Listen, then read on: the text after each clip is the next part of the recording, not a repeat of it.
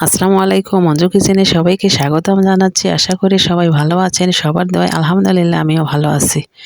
আমি আজকে গরুর মাংস আলু দিয়ে ঝোল রান্না করব, এই ভিডিও আপনাদের সঙ্গে নিয়ে আসছি। শুরু থেকে শেষ পর্যন্ত আমার ভিডিও আপনারা বেশি বেশি ফলো করবেন।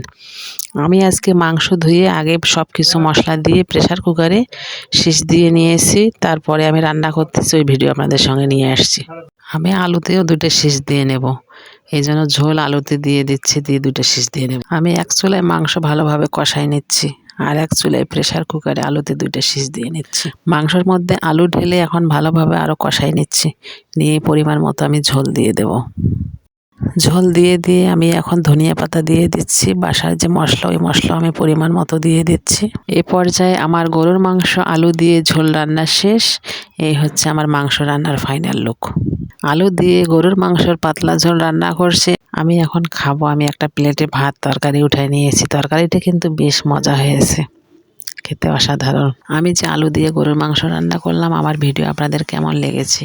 ভালো লাগলে লাইক কমেন্ট শেয়ার করবেন এবং পেজটিতে বেশি বেশি ফলো দিয়ে আমার পাশে থাকবেন। ধন্যবাদ সবাইকে। আল্লাহ হাফেজ।